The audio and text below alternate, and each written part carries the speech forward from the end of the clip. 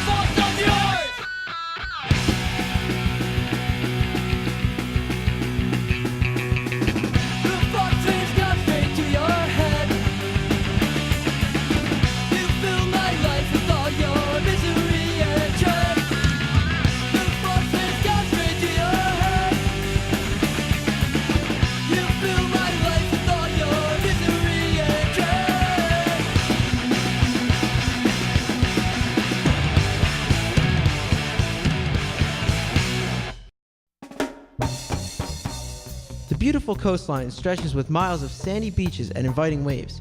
For most people, it is a welcome sight after a long work week or a refreshing respite during the hot summer months. However, regardless of the season, the serenity of the ocean may be disrupted by the very participants who come to enjoy it. This combination of territoriality and spirituality that creates what I call the stain on the soul of surfing. It's limited. You know, you can build more basketball courts, you can build more tennis courts. They're all pretty much the same. I mean, what's the difference really? Surfing isn't like that. The masses have grown, and they're still growing. I mean, surfing's huge. It's booming. The crowds are elevated. There's going to be problems.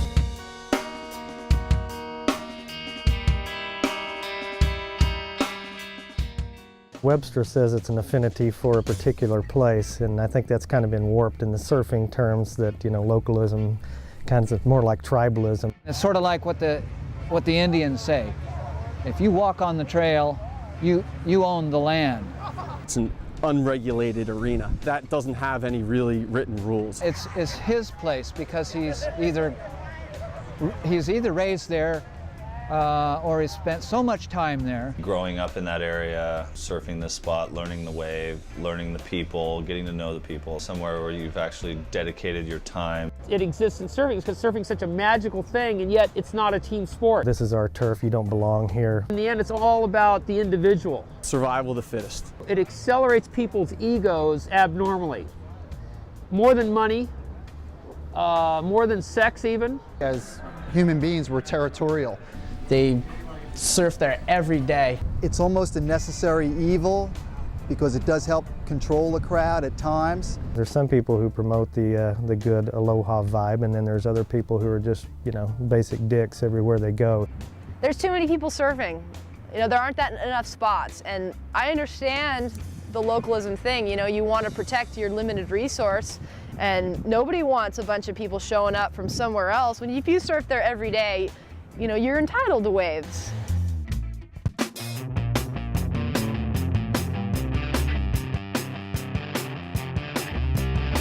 Localism is surfing's little dirty little secret. If you're going to push someone out of that experience and you're going to tell them this isn't for you, you don't belong here, that's getting to be, you know, well, what's it all about at that point? There is really no such thing as a local unless you were born in the sand in front of the beach that you surf at. It's normally the guys that are the biggest offenders that have the biggest attitudes. You know, they'll be cutting you off and it looks like you dropped in on them when really they snaked in front of you, and then they're giving you attitude, and they're usually the ones who want to fight. You can't jerk somebody out of a car and hit them because you don't like the way they're driving. Localism was invented by frustrated little white boys. You have to work around it, you know it's there. Unfortunately, it's unavoidable because of human nature, but at the same time, this benign neglect of it, I don't think is a healthy thing. It really has ruined a lot of surfing. It's a real, it's just a real negative energy that's unnecessary.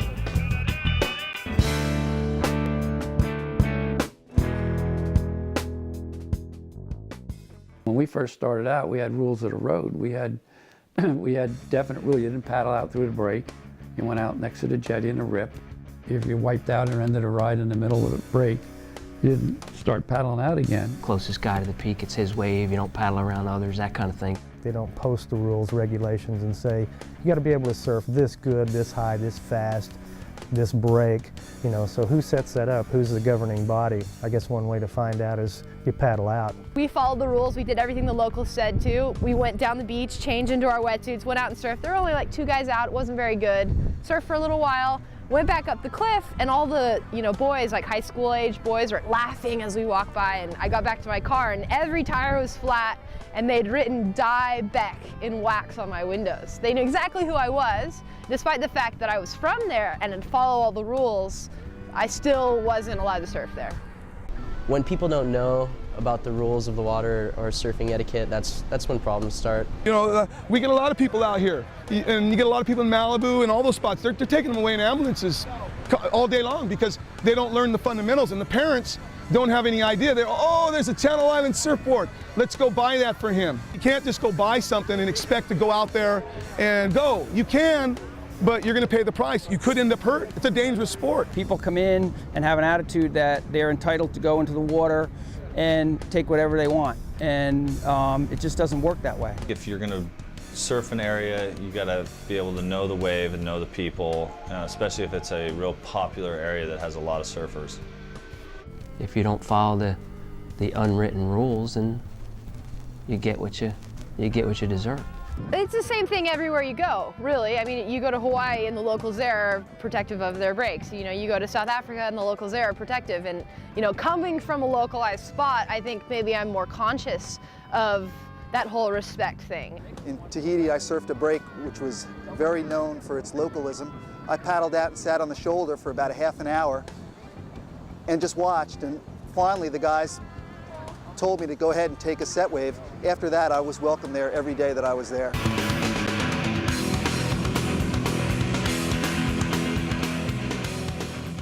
This is the 60s all over again. This is like the Gidget time. I mean, we have TV shows about surf girls, and there's TV shows about, you know, a beach house in the North Shore.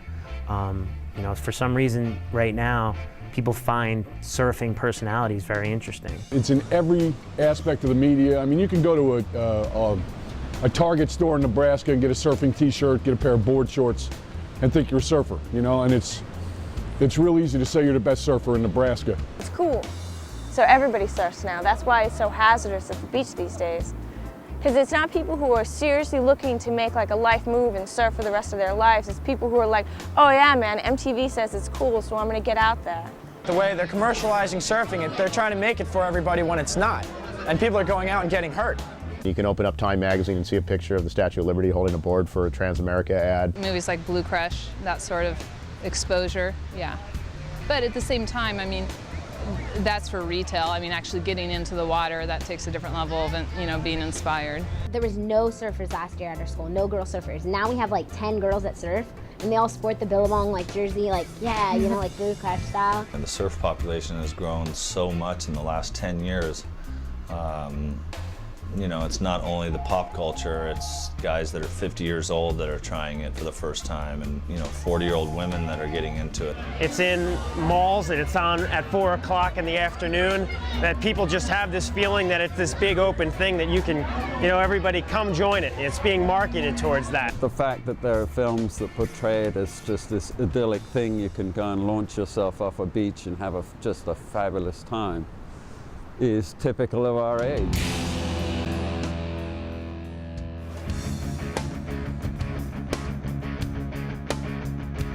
You have more and more companies out there that are sponsoring surfers because they want to get their product, and it's gotten so popular they want to get their product out in front of everybody.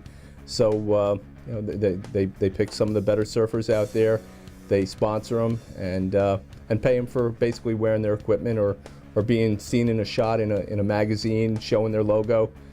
It's gotten much more commercialized, and it's really brought the sport to another level. You got guys sponsored that can't even stand up, and they come out here and they think they're Joe Pro and they're going to take over, and they got a big ego. He's friends with that guy and that guy's friends with that.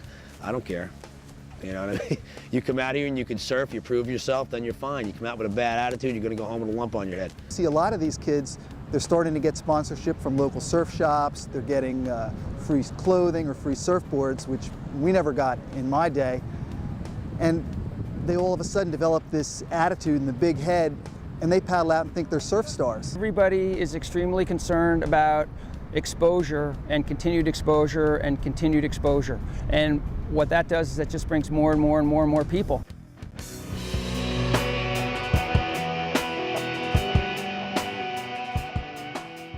I learned to surf 8 or 9 years ago when women's surfing wasn't nearly as accepted as it is now. And it's definitely a boys' club. And being a young girl getting into the sport and not really knowing any of the rules or how it worked, it wasn't a very friendly place to learn. There's more women or girls entering the water now, so it adds to the problem only in the fact of numbers. The amount of girls in the water has to have tripled in the last 3 years. I got a hood, I got booties. No one will notice I'm a girl. I forgot I was on a big pink longboard, so that kind of blew it for me. I didn't even catch a wave yet, and this guy was hassling me. Told me to get lost, don't surf here, why are you riding a longboard? It's like sort of a built-in disrespect just because you're a woman. I try to surf better than they surf to prove, without words, that they shouldn't be messing around with me. What's a girl doing in the lineup, you know? But it's, as time passes and some of the women who first went out have broken that boundary, it's more comfortable. I mean, guys and girls go surfing together all the time. Women are getting a lot more respect in the water nowadays because there's so many of them. And I think it's really difficult for people nowadays to get away with being bad in the water.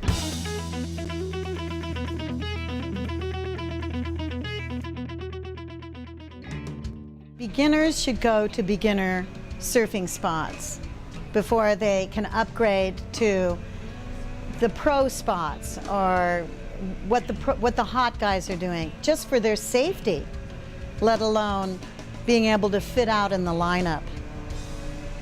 It's a localism issue that deals with your degree of ability. I mean, everyone has to learn. Everyone learns someplace, but like knowing when not to go out and like when not to go to like the beach that no one's at. Don't go to the beach where there's like, 5 like guys that are killing it, and like don't try to like get in their way because then it's just gonna piss them off. Now there's 250, 300 guys in the water on a weekend, men, women, children. 90% of them are friggin' kooks. That's the problem. If they're going to get involved in an activity, then they don't want to go to one of the premier locations on one of the premier and special days of the year and go in the water and expect to, be welcomed with open arms. My theory on that is, if you don't surf, don't start because it's too crowded already.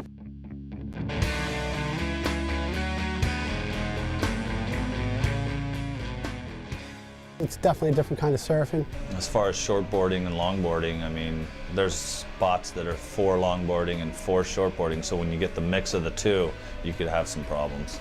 Longboard attitude is usually older guys that paddle out, and they've been here a long time, and they just think that you owe them something because they've been here that long. They go at it pretty heavy right here at the pier on both sides. The animosity isn't to the point of physical violence, but they heckle each other pretty well. They just get annoying, longboarders. You could feel when people don't want you around. Well, there can be a little friction there because the longboard guy sits farther out and will catch any wave he wants. If it's all shortboarders, they got to catch the wave at the last second. The longboard guy can catch it 10 yards outside of him, and he's already standing up and gliding. And so that can be a little irritating for the shortboarders. It doesn't matter whether you're riding a longboard or shortboard to me personally, as long as you're out there having a good time.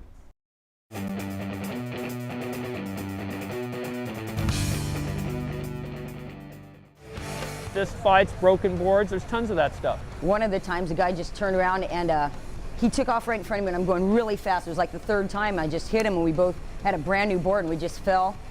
And I think I said, like, if you ding my board, I'm going to kick you or whatever. So the guy just turned around and just punched me right off. And then I thought of the Three Stooges, and I did the eye thing. And I just held him under the water till I thought he was going to drown. One time in Makaha, my friend and I finally got to go to Hawaii in our 50s, and we were just having some fun. And then about 40 locals showed up, and they chased us out of the water. So we left. Leave. If you're not having a good time, leave. Go somewhere else. A few guys beat up some kids and stuff and got prosecuted and went to jail for it. He had a bottle of Wesson oil in the bag and he poured it on 2 of my friend's surfboards. And I go, what are you doing, man? What's going on? He goes, you guys just can't surf here. You kooks from Huntington Beach, da da da da. So I grabbed the guy's bike and threw it down and he rode away and said, if you guys paddle out, we're gonna set your cars on fire, break your windows, flatten your tires. And I'm like, we need to leave. Whenever there's a swell, the cops are driving around, checking on it, making sure that nothing's happening. I heard they bashed a bottle over some guy's head that was, they mistaken for me. So that was a good thing that I was hiding.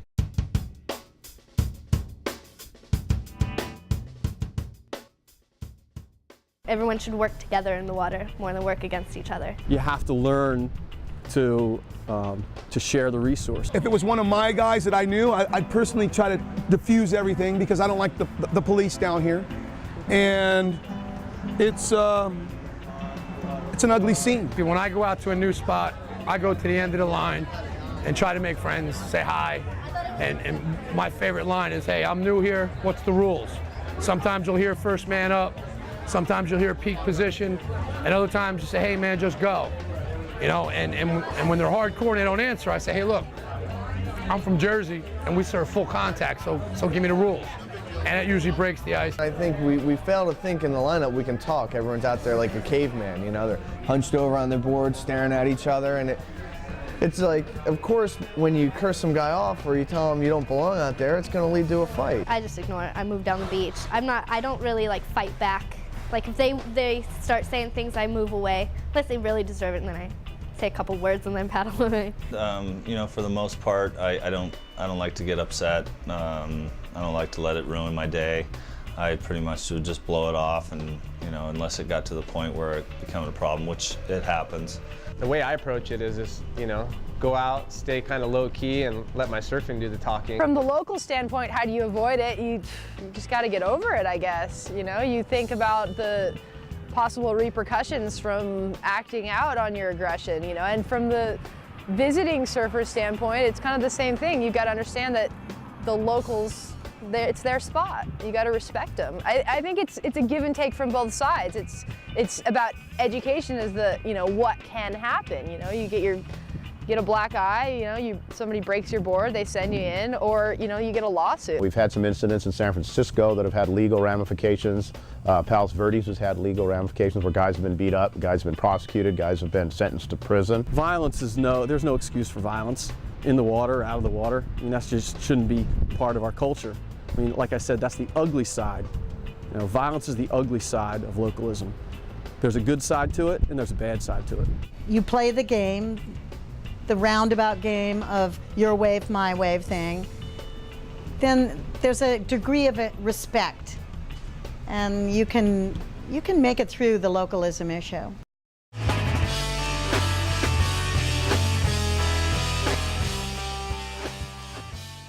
There are spots that people won't go to, and I think they don't want to deal with the hassle. The worst localism I've ever experienced from the very beginning was in Hawaii. Rincon is another place. Oxnard, which I mentioned. Lanada Bay. There's a place in Mexico called Salsa Puedes, which is not even to be messed with when it's going off. It's not, you just don't surf there. In Hawaii and Northern California. Anywhere that's inaccessible, real easy by the public, are going to be more kind of territorial, and you'll see more localism. Just because it's not in the public eye, and there's not really lifeguards on duty, and it's a little harder to get to.